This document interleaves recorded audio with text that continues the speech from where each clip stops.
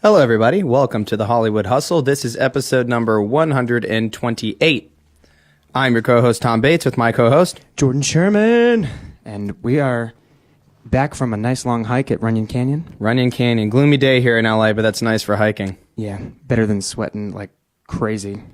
It felt nice. It was rejuvenating. I needed that. Yeah, absolutely.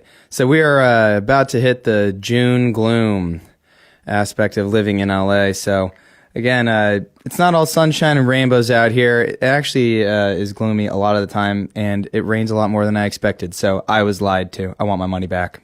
Yeah, rent should go down immediately. Nice. We'll work on that. Anyway, how are you doing today?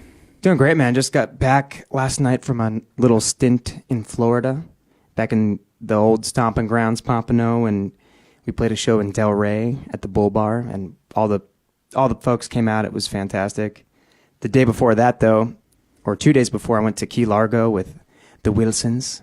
Oh, yeah? And ran into a bunch of friends. And shout out to Jeremy Cousin, Bubba Gordon, Kyle Good, the OGs, of course, Justin and Jessica, Sam, everybody.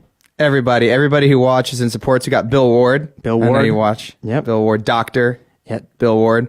He's actually the official physician of the Hollywood Hustle. So if any of us come down with any ailments, he takes care of us. He's actually performed 3 rhinoplasties on me. He's not a plastic surgeon, but I trust him. He needed some practice. Yeah. So it's like, you ever seen those people that like their friends are like, oh, my buddy's a tattoo artist, so let him practice on me. Like those people? Yeah. I let him do that with plastic surgery. Makes sense. I mean, especially with Bill. I mean, I'd trust him with anything. Whenever there's an odd smell or a growth, I call him up immediately. Nice. Yeah. Very good. Well, that's cool. So you had a good time down in Florida? Yeah, Florida, it's a party, man. I forgot how much fun everybody has down there. Like, everybody here, we're like, you know, it's that go, go, go. Down there, it's like, bro. You know? Exactly. Jesus Christ. Yep. Yeah, it's like a whole Jimmy Buffett album from cover to cover going down to Florida. Dude, it was fun, man. And then played a wedding, and then ran into an old buddy who was the bride of the groom, and no, that was not what I meant to say. The brother of the bride. And offered me an interesting experience post-wedding after we wrapped everything up and packed up the gear. And shall I dive in? Or should I leave it up to speculation? Are you guys ready? Okay. Hit us. What do you got? We smoked some DMT. DMT. Yes. The elusive DMT. Right. And pros, cons. What'd you find out? What have you stored away in your subconscious? Dude, it's first of all, it's very hard to explain because it's very short. So everything gets wrapped, you know, it all happens in such a short amount of time, and it feels like an infinite number of things happening all at once. So to take away anything specific is kind of tricky for me. At least that was my experience. Except for there was at one point where like it sounded like this, like I could hear a mouth opening, like it was about to say something. Like, and then it just went everything. And what I took that to mean from my experience, though, was it honestly felt like the universe is constantly trying to make its way into everybody's head at once. And it's just and we just have this tiny little sliver that gets through and becomes our perception. And it's so minuscule compared to what's out there. And that's easy to intellectualize, and I think the majority of smart people would agree with that statement no matter what, like, because there is, even just on this earth alone, you're only getting a small sliver of what reality is. Sure. But then you take this, and it's like you're catapulted into a different dimension where everything is the same and everything's built of the exact same fabric, and it made me appreciate everybody's perspective even more, because the only thing that we have in common is the fact that we have the ability to create a perspective. Mm-hmm. Not so much that we have any shared experience really at all, because it's all getting filtered through this brain. How profound. the distillation process of information, separating what's useful and what isn't. Now, what isn't useful? Oh, man, I decipher, like judgment, deciphering. I know, and you're going to disagree a little bit. Judgment on. You heard it here first, guys. First. Judgment isn't useful. Jordan Sherman, quote of the day. Determining whether things are good or bad. And I know there's plenty to argue about things that are good or bad, you know? But in that world, everything's the same. And it's not supposed to be, there's no hierarchy of better or worse. It's just, that's what that is. And that's that. Right. So it skews your perception of the inherent value of an entity in and of itself. Yeah. Right? Yeah. On a psychological and philosophical level. And you're talking about an outlook or a viewpoint of your reality that you experience, not is the blue crayon better than the orange crayon? Yeah. I mean, that's... Right, just using that as a tool, not of simplifying your experience down to that. But yeah, pretty much. I mean, I think it's super valuable to experience something like that because, like I said, it's pretty easy to intellectualize that and to understand, especially if you know anything about science and DNA and molecules and atoms and the way the whole world is made. We are all made up of the same things, you know, and the fact that we even exist as this current entity is it's miraculous. I mean, it's insane and it makes no sense. Right.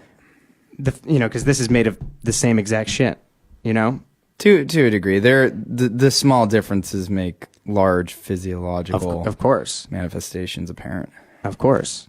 But the being able to feel it and to be on that ride where you don't exist and everything is just flying through the universe, like just infinitely, is pretty wild, man. So I think what you may have experienced is the universe in and of itself from a holistic perspective, because the concept of the universe by its very definition is one. Everything is the universe. From that perspective, there is no difference, like strictly from that perspective, emphasis on that, from that guitar cable on the wall to either of us as human beings to anything that exists in the realm of the universe, right? So there is no diversity, there is no difference. It is all one matter, right? Yeah. And you can break that down into whatever molecules, atoms, things like that you want. Now, obviously, we're doing like a thought experiment here. I mean, you don't genuinely believe there's no difference between you and a guitar cable. In this world, no. In this world, yeah. No, that's intense, man. Because like you said, you were saying to me, like, I've thought about that, you know, taking philosophy courses in college and having these deep discussions with friends and other students about these types of things, is the a priori values that we put on certain ideas, certain viewpoints that we have as if they are universal truths. But it seems like this made you not intellectually, but physiologically feel that. Yeah. Right. Oh, yeah, 100%. And I think that's the value of doing that drug, is because you don't come out of it like stuck in that state where you're like totally zapped and you think this is reality, but you have that understanding that that's part of reality. Yeah. An undeniable part of reality. That's fascinating. And I was telling you, but there's just back to the universe trying to make its way in, and how it's just impossible because there's too much. It's so much, and our brains are just so pathetic, right, at trying to decipher all this information. Right.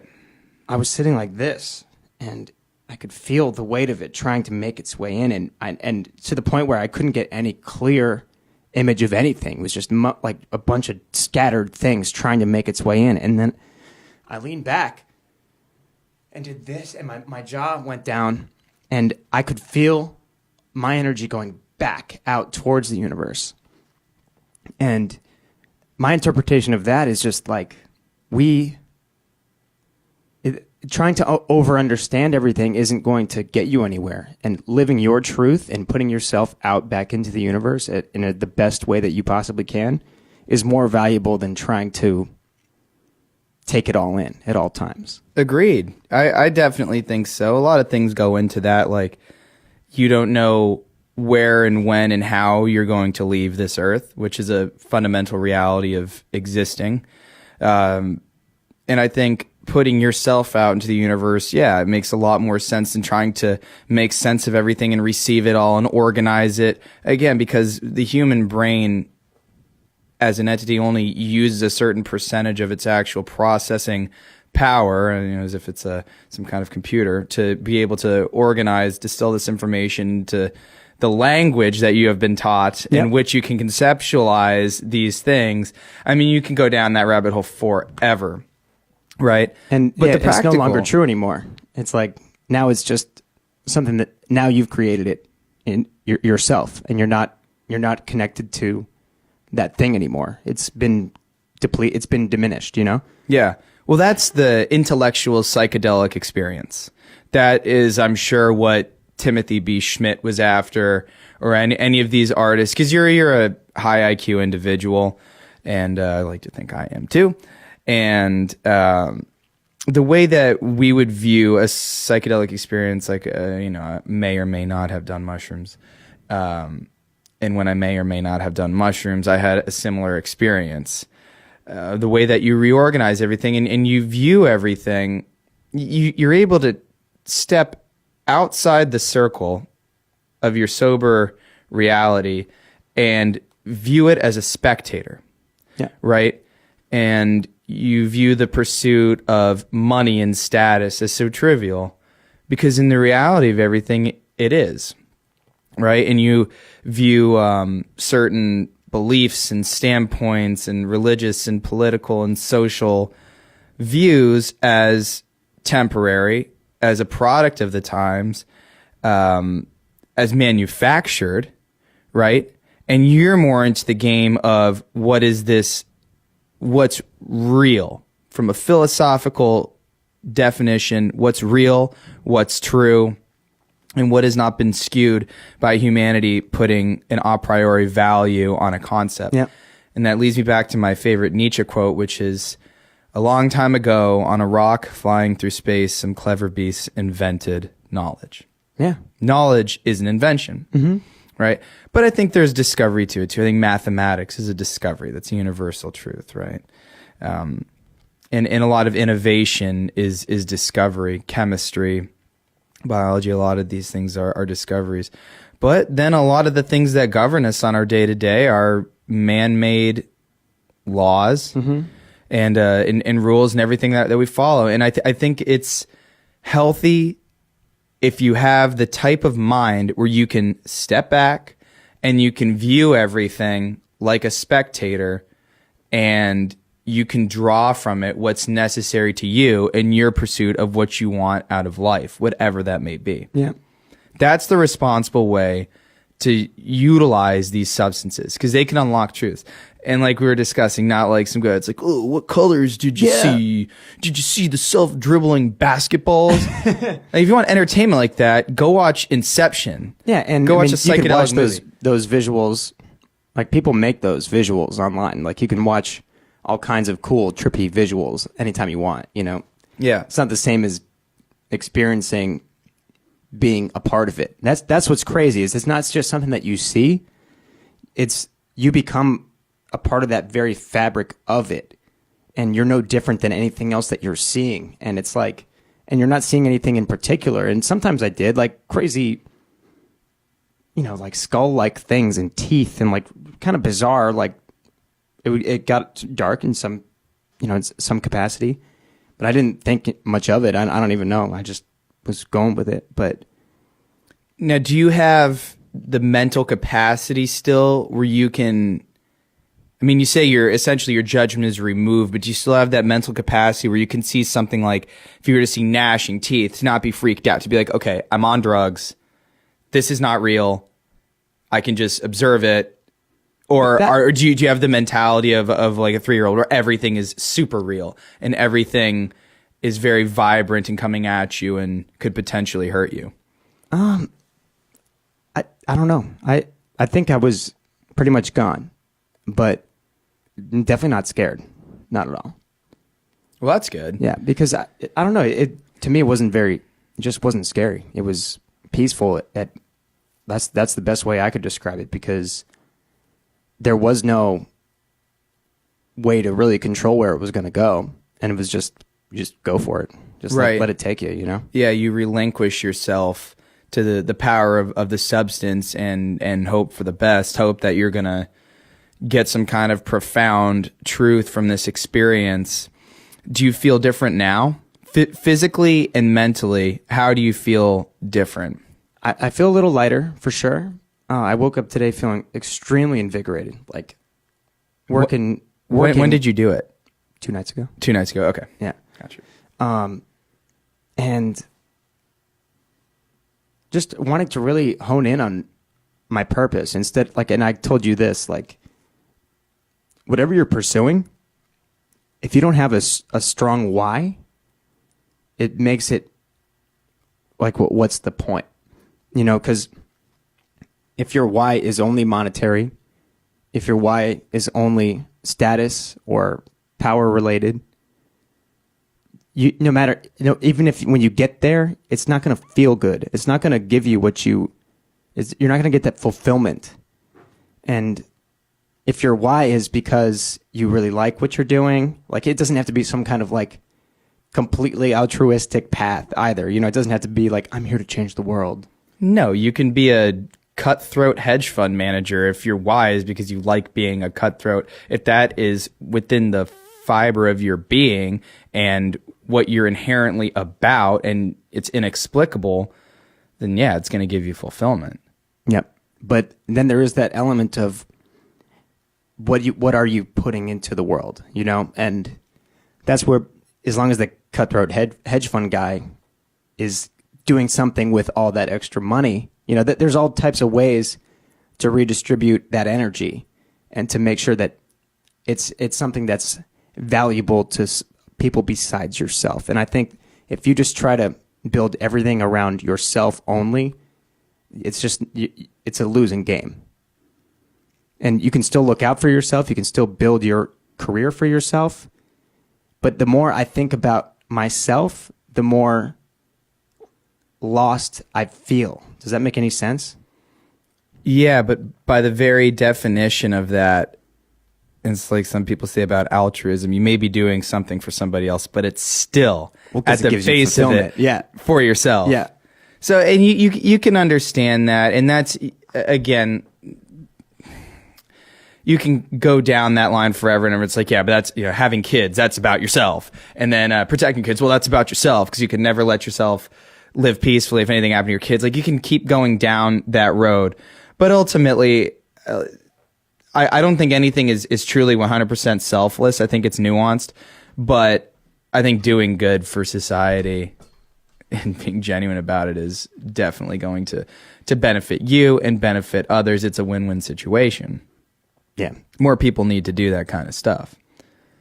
For sure. Because especially when you are producing art, I think that's where it comes even more into play. Because if it's just like, look at me, look at me, look at me, like, because that's your whole drive, is to feel recognized or to make money off of your creations and all that, versus I'm creating something that's going to contribute to some type of paradigm shift, whether it's a political statement. It doesn't have to be straight from the source, because I think that's where a lot of the hippies get kind of pushed to the side, because they're not connecting with normal people. You know what I mean? What do you say, contemporary hippies? Yeah. Can you elaborate on that? Yeah. Everything is about literally that that thing that I'm trying to describe from the DMT experience about explaining and sharing with the world what is the only real truth from. It's hard to explain because when you're in that world, it feels like that's just like everything, you know? Right. Well, I think part of the profound aspect of it is it's difficult, if not impossible, to articulate. Yeah. Right. And thank you for sharing everything as best you can, because I've been on, that side of this questioning before, where it's like, you got to do it. I can't explain it. Right. So.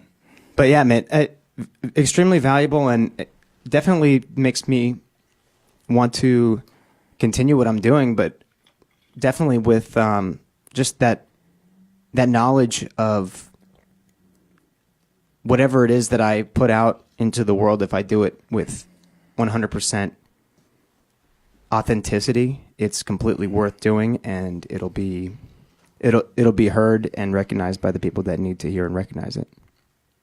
Well, that's good. That'll keep you at peace, because the unfortunate reality of life as you grow older is not everyone's going to be what they want to be. And you could be the greatest, whatever it is that you are, and not get formal recognition or fame, accolades for it, anything like that, because it's all a racket. Everything is a nepotistic racket. As the older I get, the more I realize that every job I've got in my life, from the most menial labor to even working in, non-menial labor type things, everything is a racket.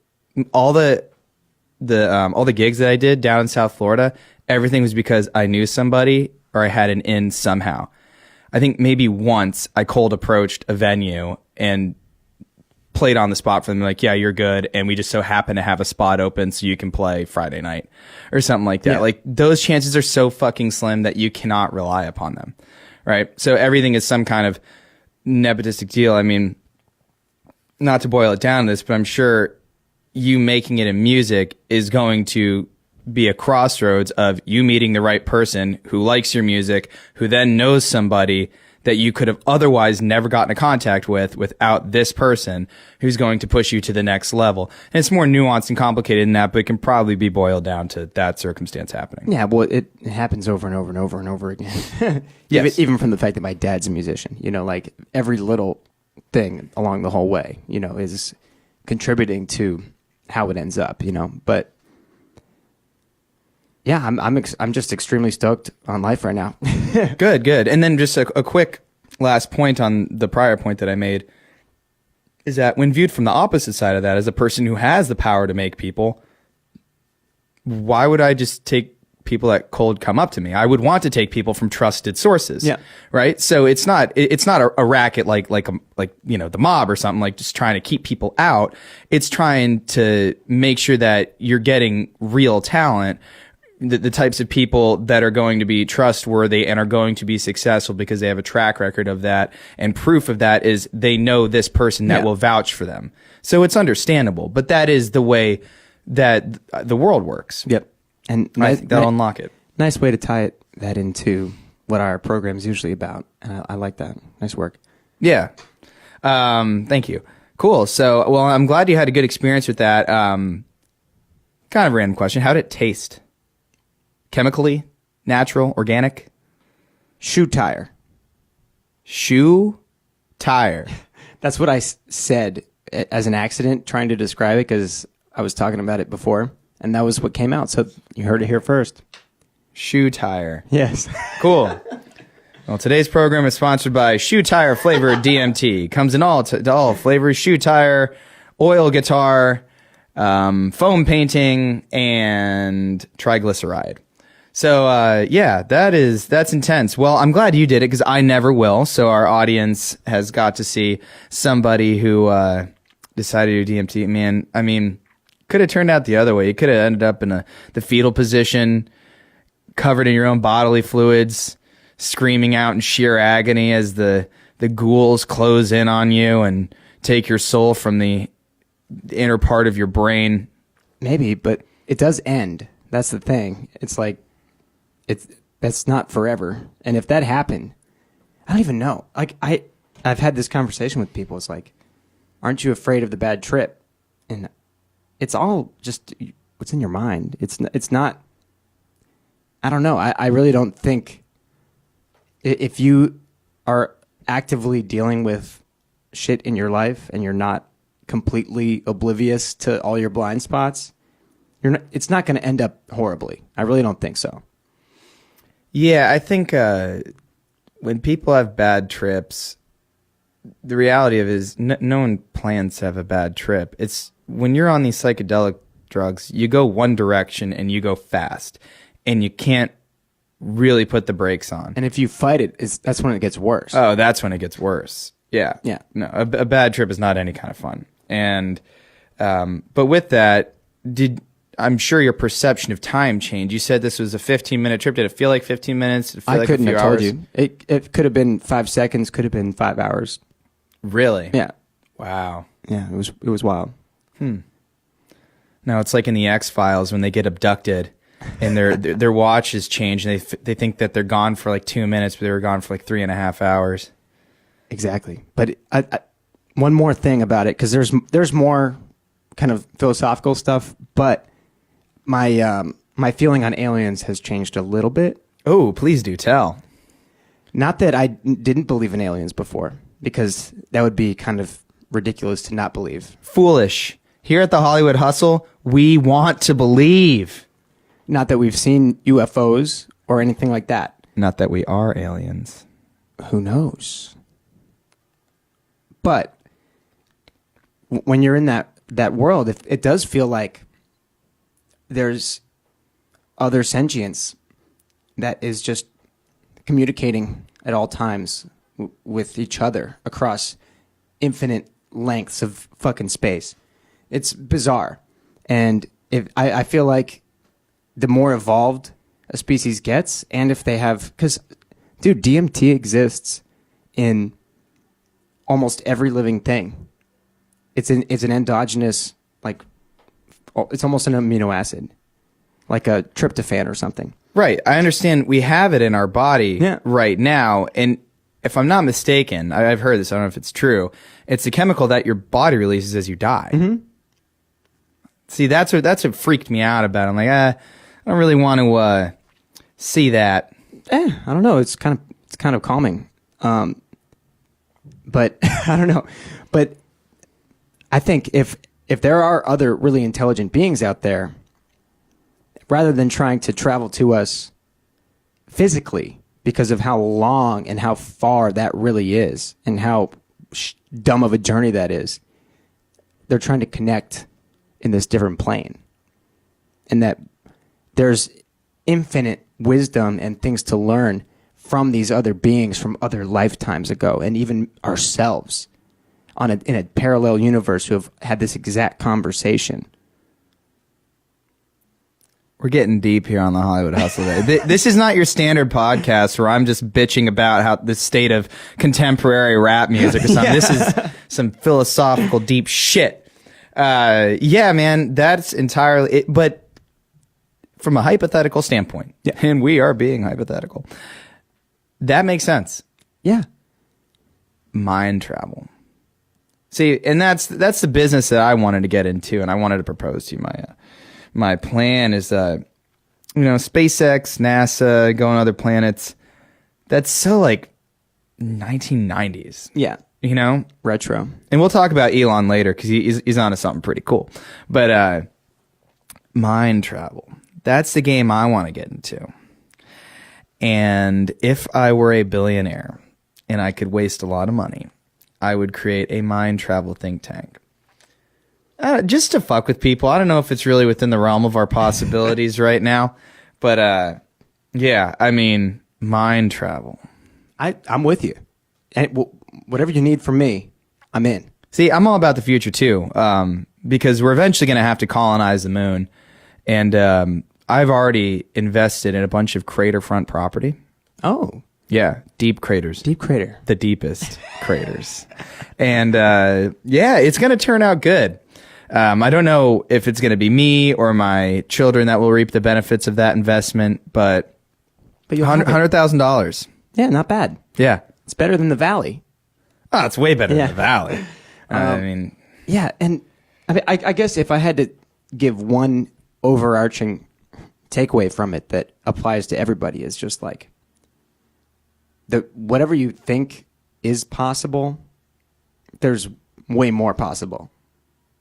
Oh yeah, the human mind is finite. It's limiting to a large degree. And to just get a glimpse into something bigger and something more is just like, it's definitely very humbling, and it makes me open to a lot more possibilities right now, for sure. Yeah, and I think it'll put you at peace. A lot of people are inherently solipsistic. They might not think they're the center of the universe, but for all intents and purposes, they do, and they certainly act that way. Yeah.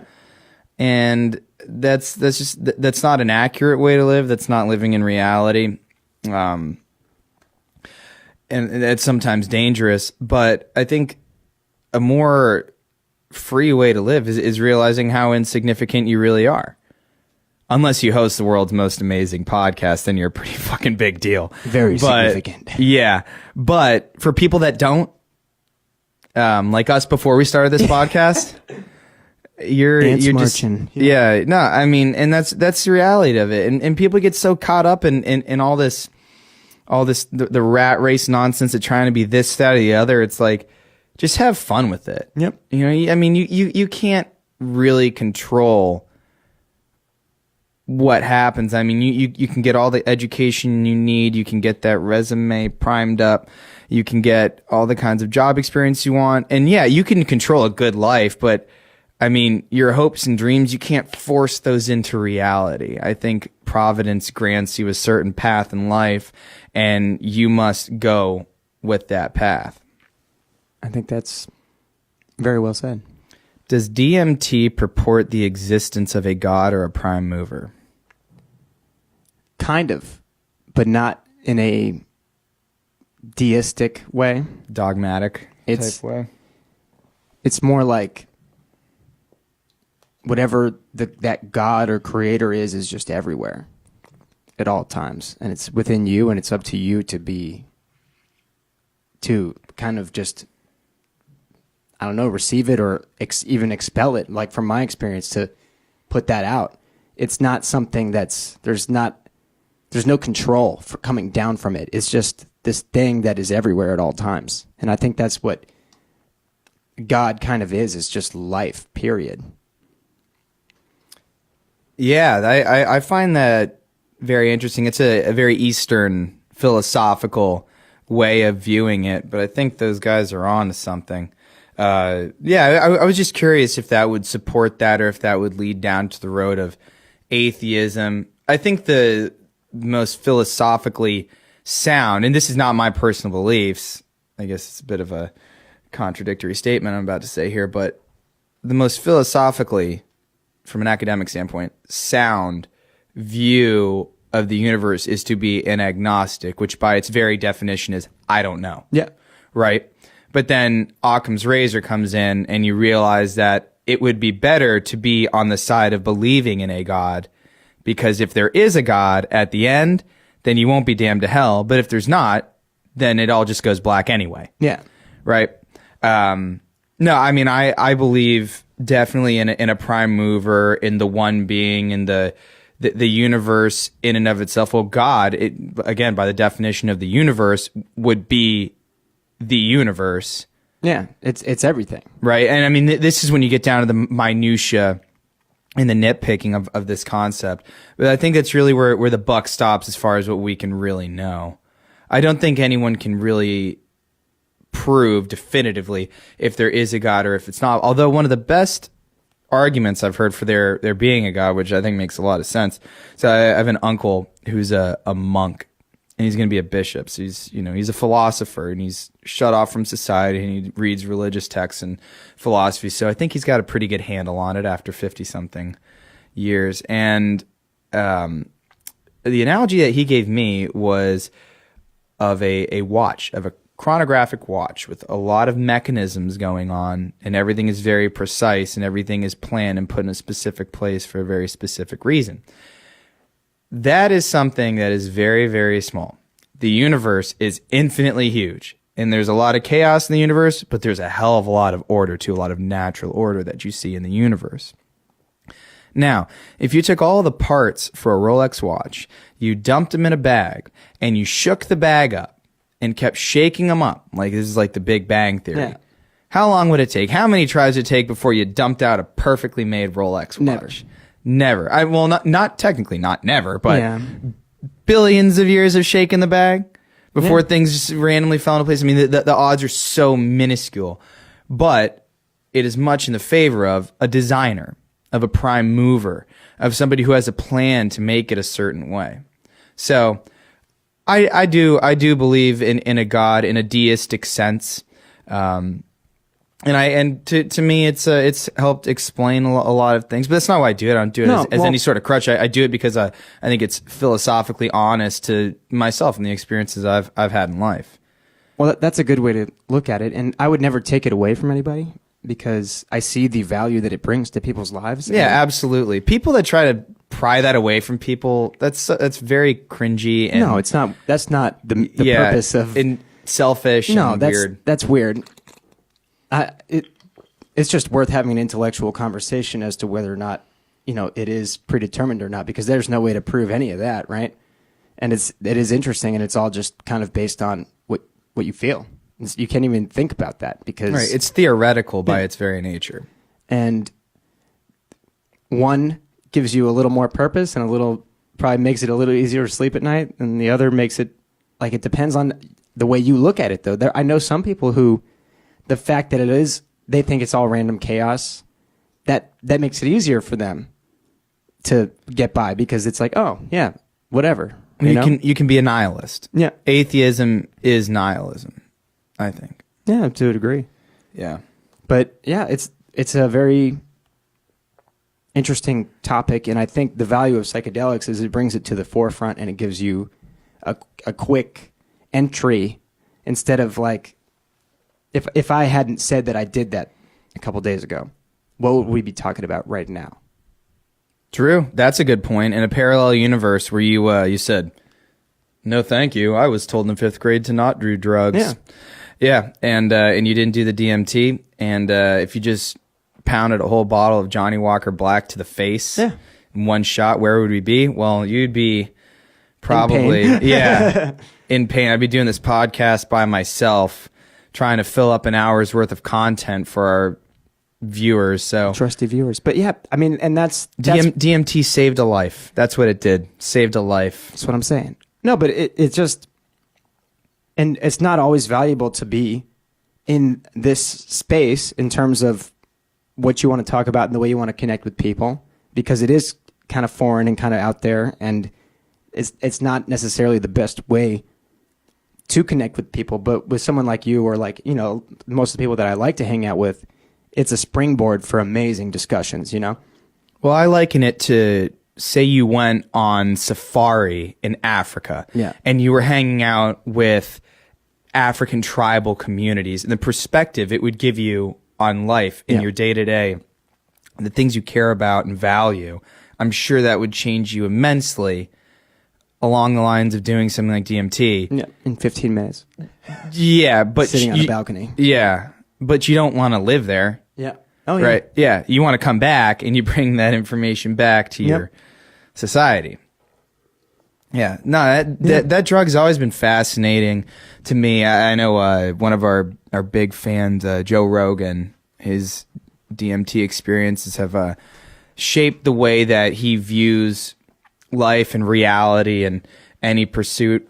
So, yeah, I mean, I'm definitely not going to do it. Like I've said many times on this program, that my drug experimentation days are long gone. If I had ever done any in the past, that's assuming that I ever did. Big mistake, bro.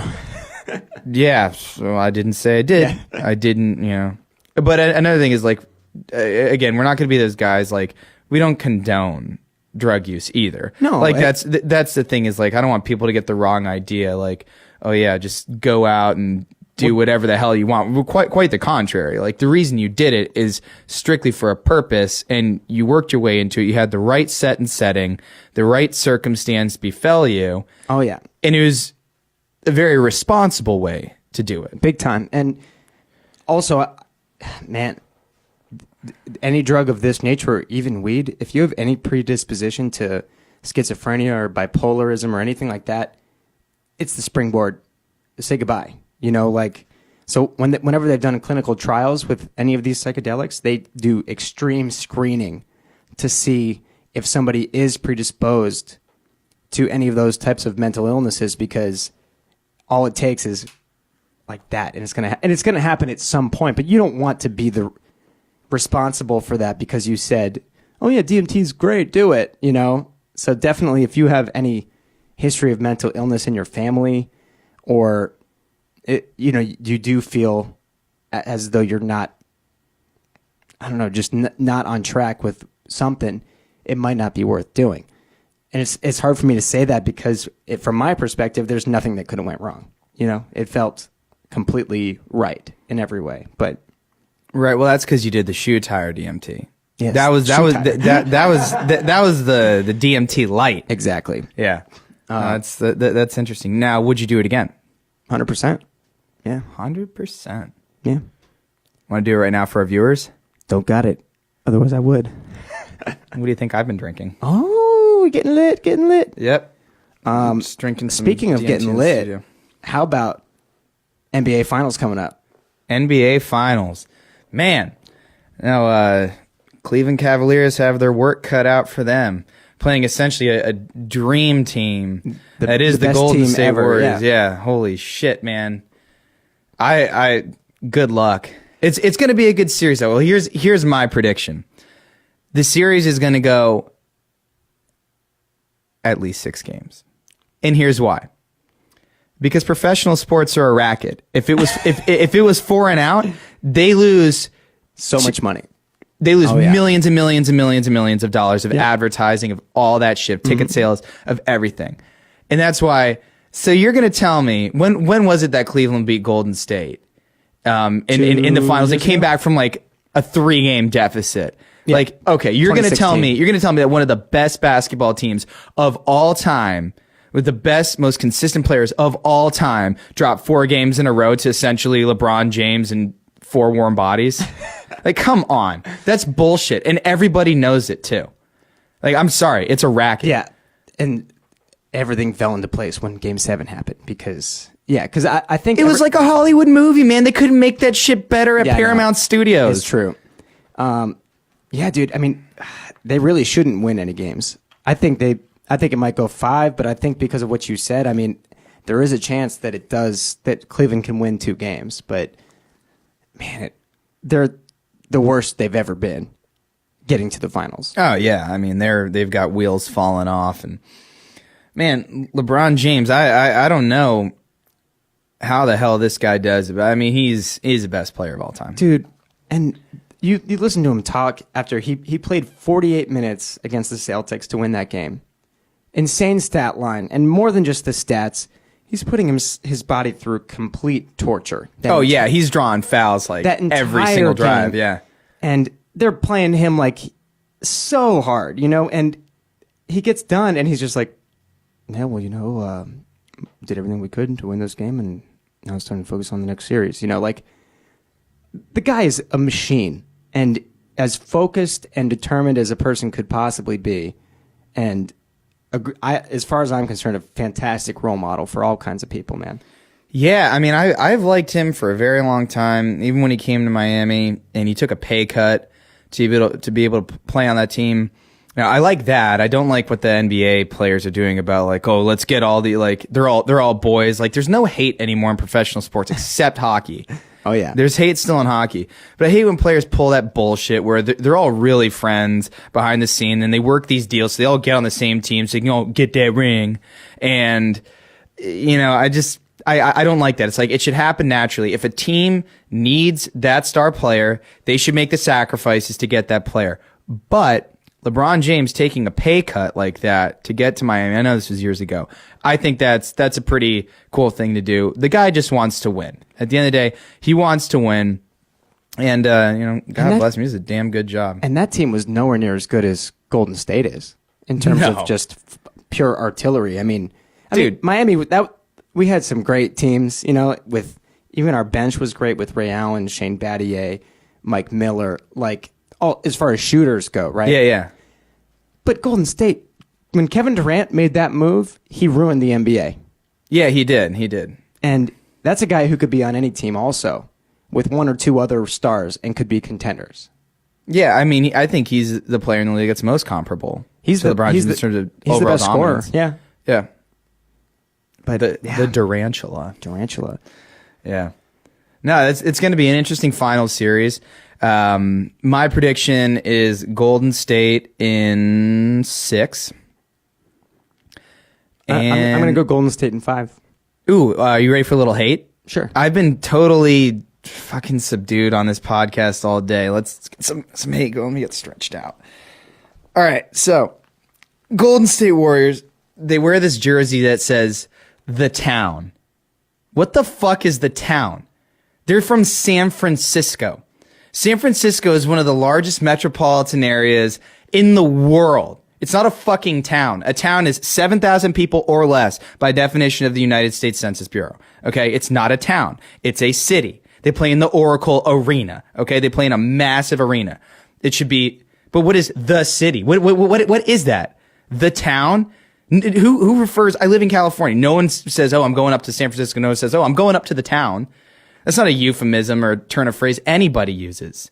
It's a very good question. Those are stupid jerseys, and I hope they lose all the games and wear those jerseys, and I hope they discontinue them, which is why this is a new announcement I'm making on the Hollywood Hustle today. I'm actually going up for election against Adam Silver. Is that the guy? Yep. Adam Silver for commissioner of the NBA, specifically so I can change those jerseys, and also so referees stop with the you can take 12 steps, and it's not a travel, and there's no more 3 seconds in the paint. I want them to call 3 seconds again. I think they can stay there as long as they want. No, 3 seconds is stupid, but they need to do something. And I know people dig the insane drives where somebody starts walking from half court and dunks from the foul line. I know it puts asses in the seats, but at the same time, it's like that's not the way the game was intended to be played.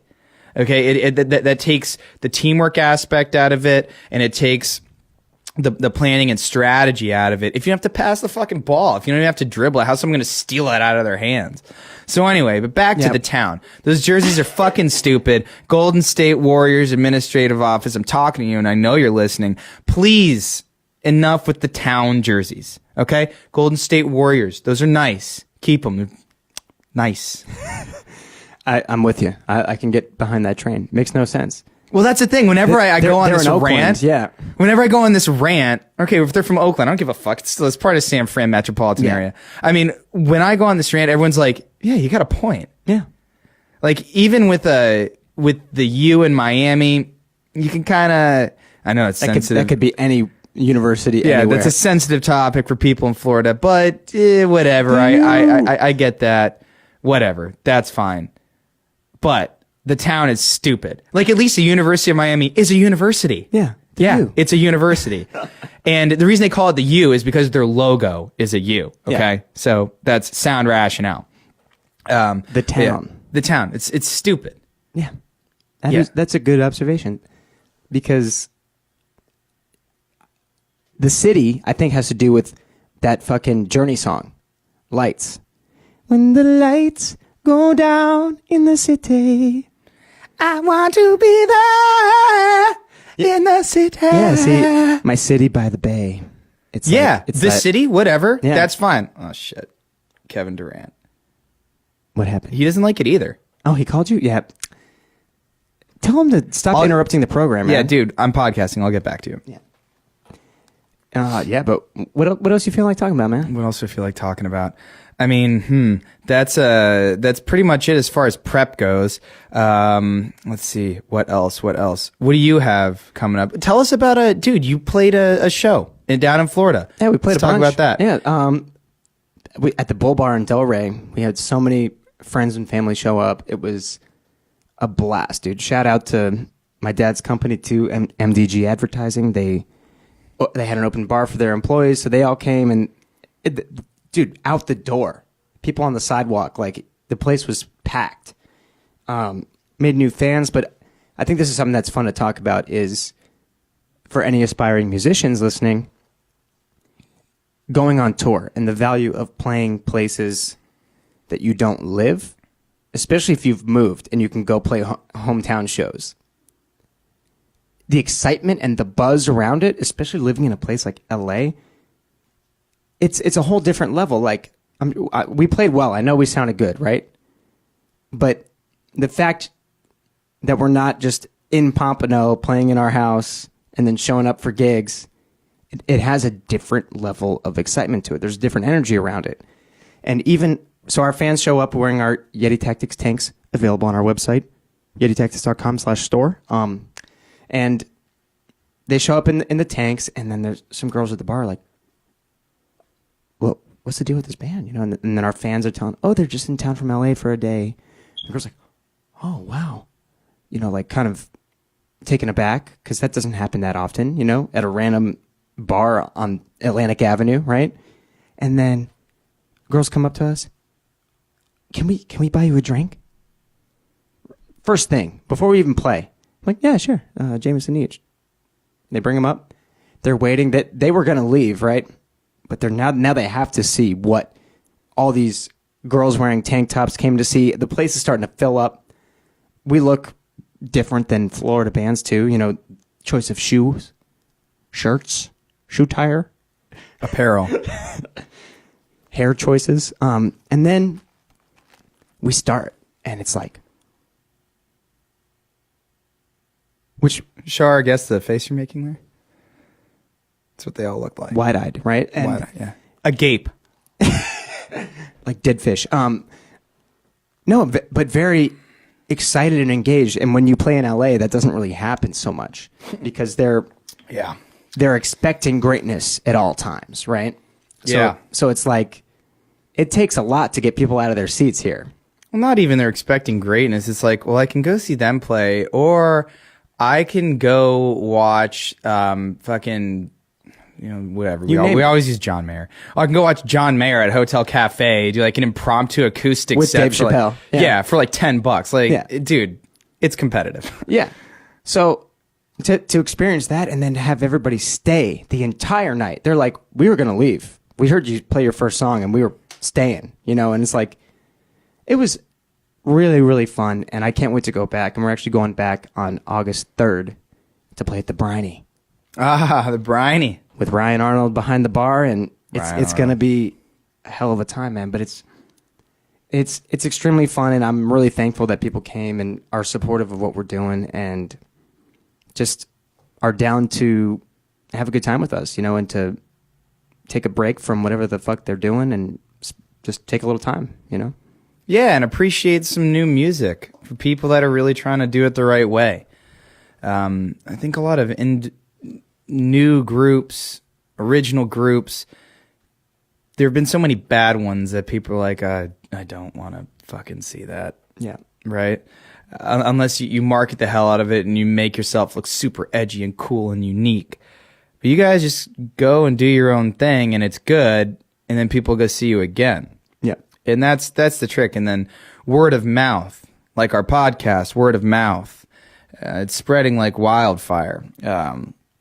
Yeah, I mean, that's great. And again, like especially being from LA, being from Hollywood. Yeah. It carries a lot of weight. Anywhere and play. Yeah, I remember when I would go up and play, this is even more off the wall. I go play in Canada, and Hollywood might as well be friggin' Tokyo. Yeah. You know what I'm saying? Like people have never even been to the United States, let alone to the center of where every piece of media that they consume comes out of. Yeah. And you are like a god to them because you live there. Right? Yep. And you're doing what you're bringing to them there. And it's being there has contributed to how you make your art and how you present your art. Right. And they think by being successful in California, there's an element of truth to this, by being successful in Southern California, you got to be good. Yep. So you must be really good compared to the people that are where they're from. And now the irony about all this is I think I've seen better bands in Winnipeg, Canada than I have in LA. Well, they're in the shed house, man. They practice a lot. Yeah, they're snowed in, so they got a bit of an advantage. But yeah, I mean, there's a huge element of truth to that, being from LA and going abroad and getting that instant appeal and that instant it factor by being from a place where everyone, most people, at least the people that are going to watch you play, want to go visit or live. Yep. And so I just encourage anybody, if you have any connections, even if you've never moved, but you have like some friends who all live in a different metropolis than where you're from, to make an appearance. Just go try to promote it the best you can, and you'd be surprised at the extra level of excitement from just that allure of being an out-of-towner, and especially if you're playing your own music too. You are going to make new fans, and we made a bunch of new fans, man. It was so much fun. Yeah, that's the way to do it, and that's why bands tour. Yep. Right? That's why bands come out of here and tour. I mean, you rarely see bands that are from LA playing in LA because they realize it's essentially futile if you're already on a touring circuit. Yeah. And right. And they already say that LA shows are their like worst shows.